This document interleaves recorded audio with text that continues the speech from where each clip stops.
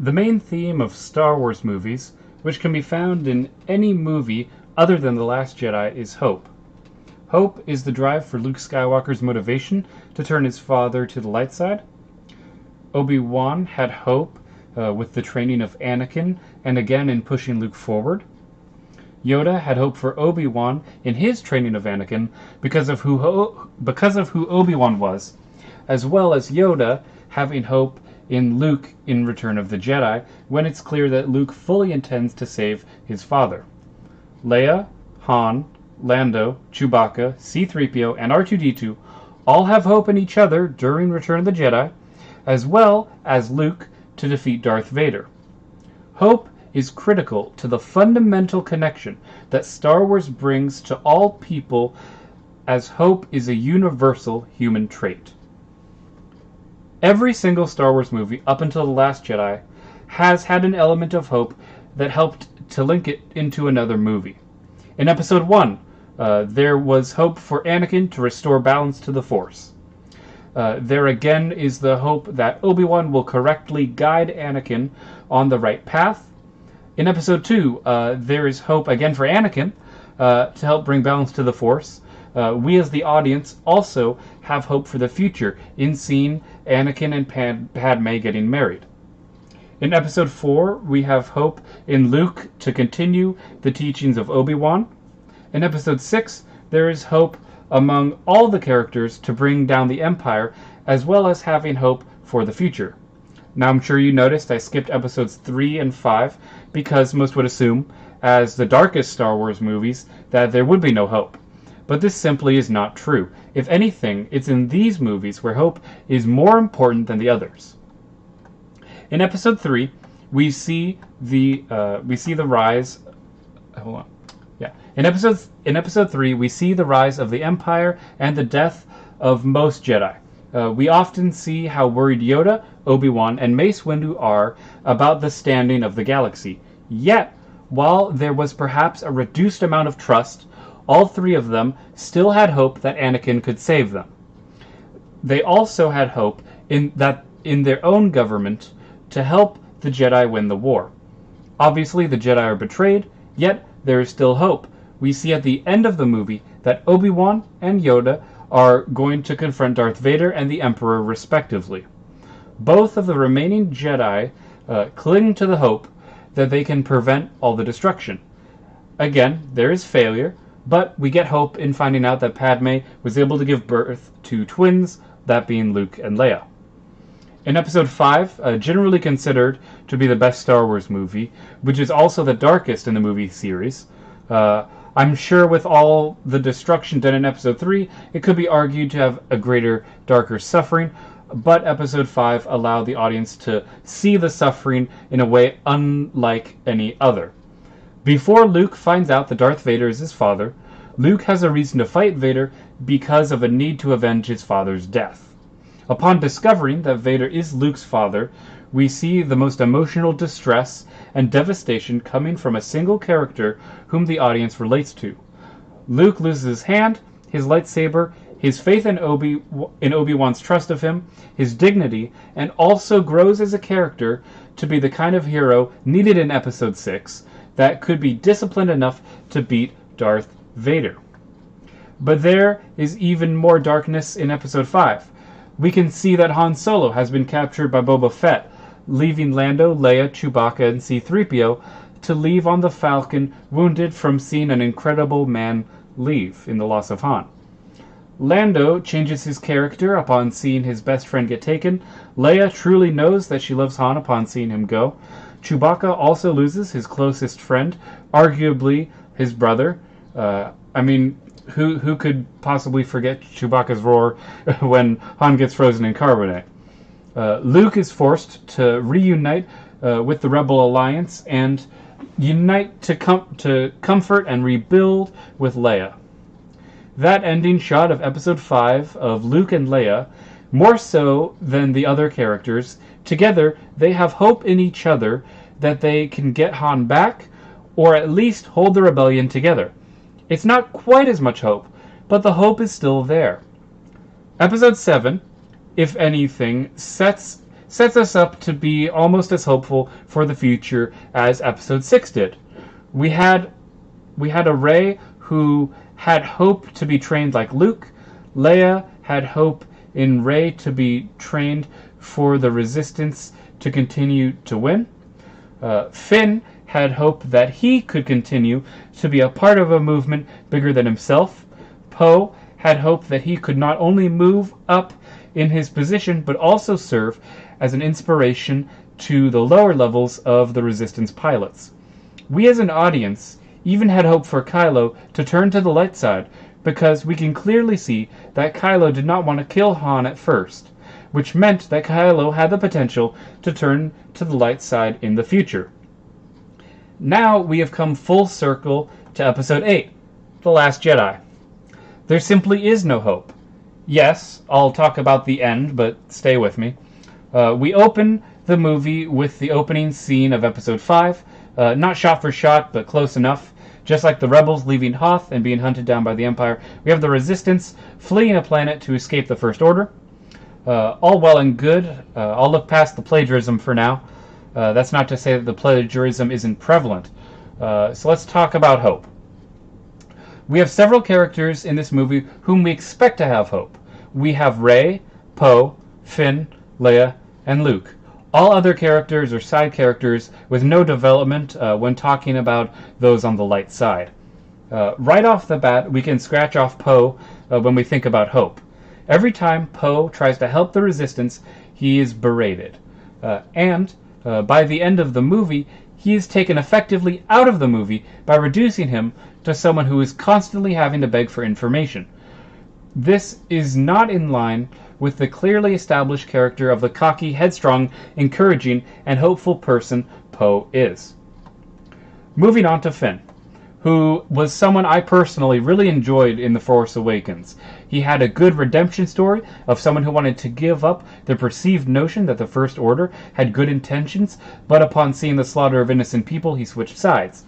Yet, in The Last Jedi, he goes back to the same character arc. First, he tries to run away. Then, he gets his arm held behind his back, and he is forced to go on a pointless side mission, only to try a small bit to grow as a character by giving his life for the cause he now has built a connection for. But sadly, this is all undercut by Rose, a pointless side character, ruins Finn's choice to kill himself, thereby risking the lives of everyone and forcing Luke to stall for the Resistance. Yep, Luke might have been alive if Rose hadn't ruined Finn's plan. So, in effect, Finn's character, who had hope to save the Resistance, but it was literally taken away from him. I mentioned it, so I may as well talk about Luke next. His portrayal of his character is not earned. I was convinced that Luke would gain, like in Episode 5, would again, like in Episode 5, be the symbol of hope he once was, reunited with his friends. This is not what happened. It turns out that Luke is someone who has been feeling regret for having a moment of weakness. Yet, this is not aligned to the kind of character Luke is. While the canon has been removed, I won't try to justify the 30-year gap. I will, however, point out that when Luke is sensing the darkness in Ben Solo, he does a very out-of-character action. Instead of trying to help Ben Solo stay in the light, he instead tries to murder him. Remember that Ben Solo is the son of his sister and best friend. Ben is Luke's nephew as well as his student. Ben Solo has the blood of a Skywalker and enormous responsibility to maintain peace after Luke is gone. In The Last Jedi, an explanation is given that Snoke was the one who was, implanting the darkness in Ben Solo and is the reason he became Kylo Ren. I don't think that Luke, the man who got his arm cut off by his own father and still found good in him, would be the kind of character to do a 180 at the first sign of trouble. Where was Yoda and Ben as Force ghosts? Also, what about Anakin as a Force ghost? Since we can clearly see at the end of Episode 6, Luke is aware that Anakin is now a redeemed character. Did none of them think to speak to Luke before he made his mistake? This would not be the first time we have had a Force ghost directly interfere with Luke in a critical moment. For it was Obi-Wan, in ghost form, who told Luke to trust in the Force to make sure he blew up the Death Star. There is no reason why any of the Force ghosts would not intervene now. Aside from all that, we find that Luke now feels horrible about what he has done and is now living alone in isolation. Luke is no longer the symbol of hope.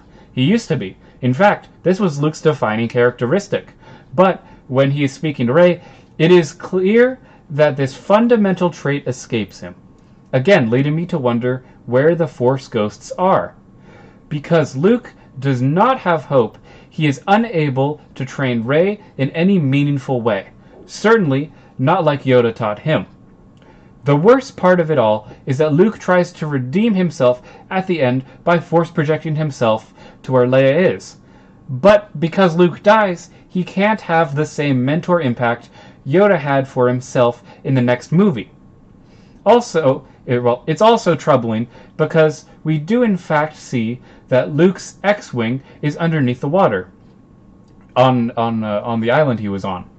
But with his death and no Force ghost in the final scene, it's clear that Luke is not what fans meant to they're not what fans are meant to cling to for hope. Fine. Well, of course, this brings me to Leia, another critical character in the Star Wars universe. Which is tough to talk about. It's tough to talk about Leia because if Luke is no longer going to be an anchor of the main source of hope, it is not unreasonable to think that she would be. Leia expresses hope in the original trilogy by showing her solidarity to Han, Luke, Chewbacca, and Lando. She was also a bureaucratic side to the rebellion who rallied her men together. In Episode 5, we see her talking inspirationally to the snowspeeder pilots on Hoth. Now that she is General Organa, I thought she'd be a potential source of hope. She is out of the movie for the most part. I'd assumed she would have died out in space, but she came back. Although another way she could have died was being the one who was making the sacrifice on the Raddus instead of General Holdo. But that just didn't happen, but she doesn't do that. When the Resistance gets trapped on Crate, the salt planet, everyone looks to Leia to lead the way. But instead she gives this job to Poe, as he is clearly in her eyes meant to be a good leader. It also tells me that she wanted Poe to take over in being the one to be giving hope. This would have been fine if we had not had Poe's character turned into someone that learned hope is not a good enough reason to take action. Who's left? Well, Rey, of course. Yet Rey doesn't really have a character that has much of an impact in the hope department. She tries to get Luke to have hope, but fails because Luke is rote in order to not reconnect with who he was in Return of the Jedi. In fact, it is R2-D2 who finally helps Luke break out of his habits, and that makes sense, because Luke has no chemistry with Rey, whereas he does with R2-D2. Upon her failure, she confronts Kylo Ren because she can sense the good in him.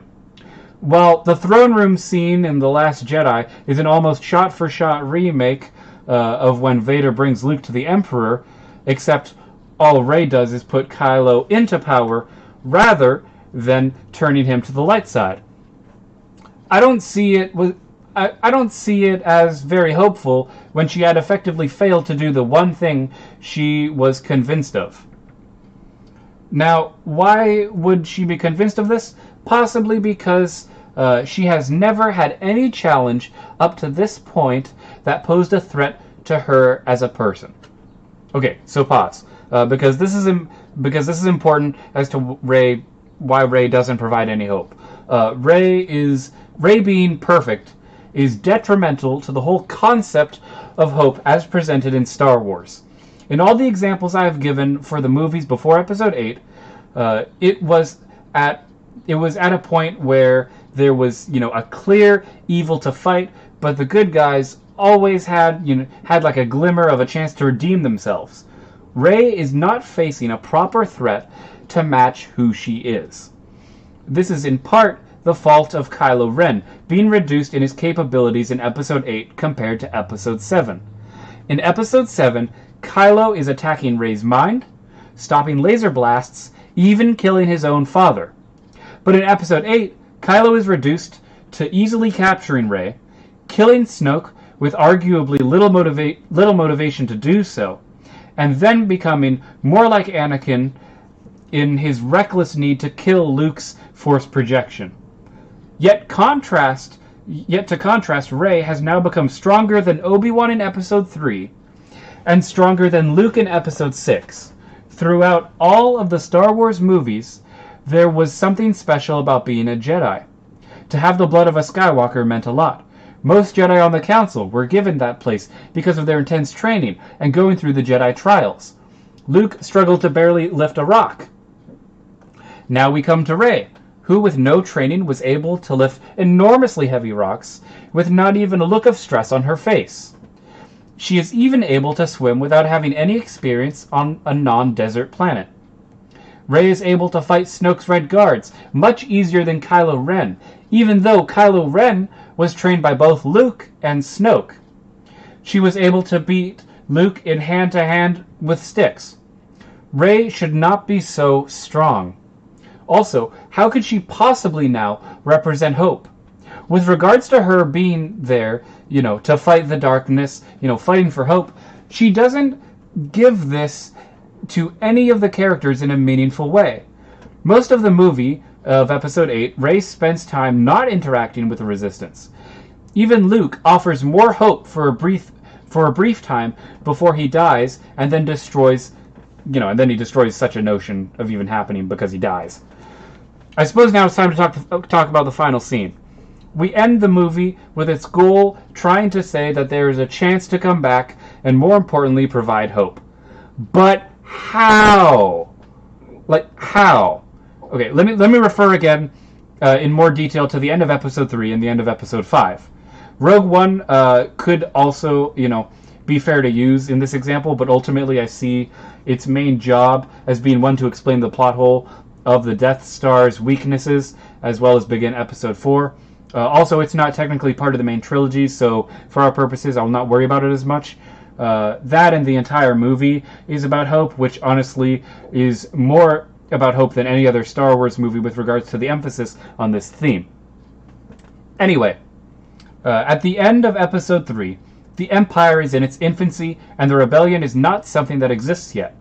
Luke and Leia are the only hope to be found. The movie ends, because the movie ends on a dark tone, but because of the large time jump, we know that the rebellion will come later. Episode 3 ends appropriately to set up the original trilogy.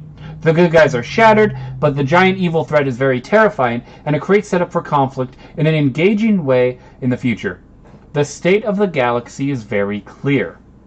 Now we turn to Episode 5, where we do have a lot of our characters being taken down a peg, similar to The Last Jedi. But we know that the rebellion is still around in force. There's still a good military that the rebellion has. The Empire is now more of a threat than ever. Our heroes have a goal which is clear. They intend to create a new government to replace the Empire, therefore making Episode 6 a big climax everyone wants to see. I'm not really sure what Episode 9 has to offer, because Episode 8 did both Episode 5 and 6 in one movie. While this sounds like a fun adaptation, it doesn't continue the important theme of hope. We learn in Episode 8 that the Republic is gone as far as we're concerned.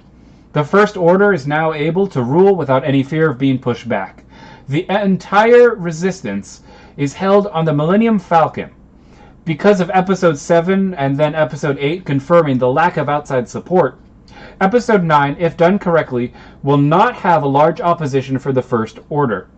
The audience has no reason to have faith that this small group of Resistance members can muster a response to the First Order. Had the Republic not been destroyed, then we would have hope that the Resistance might regroup with the Republic, and then we'd get the final conflict. Unfortunately, because of Carrie Fisher's death, she won't appear in Episode 9. Because we've already gotten confirmation that there won't be a CGI Leia. So what we are left with, the way I see it, is Rey, who is a flawless character who has to fail for dumb reasons rather than her own character flaws. We have Finn, who is now in the same place as the end of Episode 7, and will likely have the same arc again in Episode 9. Poe, who now is not going to have as much motivation to lead an attack, causing their forces to be less encouraged. Luke is dead, but even as a Force ghost, he can't really offer much to Rey as she has far surpassed him. Sorry. Leia had the potential to exhibit Jedi qualities further, but doesn't, as that would take away from Rey. In fact, the only character who I personally have hope for is in Kylo Ren. Why? Because his character has grown. Not in a very significant way, but his character has in fact improved, and now he will no longer be beneath someone. He has to take charge, man up, and be the bad guy this series desperately needs. Yet, I don't think he is a realistic source of hope, because again, he's very much against the kinds of hope the good guys are trying to create. The lack of hope in this movie is a fundamental flaw, which will now create forced U-turns of each character's identity to realign with the idea of hope in Episode 9, assuming they recognize hope as a fundamental theme. I didn't come into the theater expecting it to be the original trilogy. I did expect it to do better than the prequel trilogy. Yet it would seem that while the prequels were good ideas with bad execution, The Last Jedi had good execution with bad ideas. Even Episode 1 does not have as many flawed characters as Episode 8. Now, I'm not excusing the prequels for their mistakes, but their mistakes are not as egregious. A time jump is almost certain at this point. I hope that Episode 9 revitalizes the characters and brings back the hope which has been so vital to making the Star Wars series to make Star Wars feel like a series that stands above other science fiction stories with similar ideas yet lack the core idea of hope as presented in Star Wars. And I wanted to point out just the general arc of the flow of Star Wars so you guys can kind of understand why episodes 1 through 6 work very much differently than the new ones. So, episode 1, we're up. We're good. Everything's good. And then we tragically go down as we find out, oh no, Qui-Gon's died. The Sith are coming back. What are we going to do? Episode 2, we have a down to up arc. So, we start out, someone's trying to kill Padme. We don't know what's going on with the Sith. Hey, don't worry. We have a clone army. We're going to fight this. The Jedi are here to help. We're going to combat this evil. Episode 3, obviously, we're in the middle of the war, and then we see the decline as all the Jedi are killed off, and Anakin turns to the dark side. Episode 4, the state of the galaxy is a mess. The Empire is ruling over all. And so then it's up to Luke to rise up to the challenge and go ahead and, take over Obi-Wan's place in fighting Darth Vader. Episode 5, obviously, the rebels are on the run. They were holding out in Hoth. They had some sort of a government in place, but yet, sadly, they're going to be falling down, and that's just straight up tragic. Then, of course, in their low point, the rebels kind of mustering up together. They're like, you know what, let's rise back up, and let's go ahead and take down the Empire, blowing up the second Death Star. Great. So if you've noticed a pattern here, we're going up, down, up, down, up, down, up. Very good symmetry, I've found, with the first 6 movies. Obviously, this is in part due to being helped by, the fact that the prequels exist to give us that pattern. But even so, the original trilogy gave us a down, up, down, up to give us a good story. Now, what does Episode 7 do? It kind of skips a beat. It pretty much goes down to up, right? So it skips some time, and then we have, the Resistance is on the run. This First Order is taking over. Where's Luke? Uh-oh. And then at the very end of Episode 7, we're up. Hey, look, the Resistance is okay. Everything's great. Then it does this kind of weird thing in Episode 8 where it tries to do almost an up to down to up in one movie. So you see how, like, in every one of these movies, I talk about how there's a constant one goes to the other, not a bell curve, more of a line. And this is, I think, one of the fundamental flaws of Episode 8, is that we start out where we think of the rebels, or the Resistance, as having all this power, they're great, and then they fall down, losing a lot of their ships, a lot of their manpower, the Republic is in shatters, oh gosh, this is crazy. And then at the very end of the movie, with Luke dead, characters not having correct motivations, unearned, eventually, like, this is important, they have an unearned final result, which essentially, for the record, everyone, is like how they're all trapped in the Falcon. All of them. They're all in the Falcon. And this one little group is meant to be the up. I don't know. I don't know what we can possibly hope to expect out of this. I genuinely do hope that Episode 9 fixes things, but it's going to take a lot of work. And I guess all I can say to kind of wrap it up is, I was really disappointed by the way that when I left the theater in Episode 8, that I didn't feel like I had just watched a Star Wars movie. And the reason why, and this is coming full circle, the reason why it didn't feel like a Star Wars movie, at least to me, is because we didn't have hope. We didn't have hope in the same way that the other movies gave hope. Anyway, guys, as always, I'm Elwirfy, and I'll see you guys next time.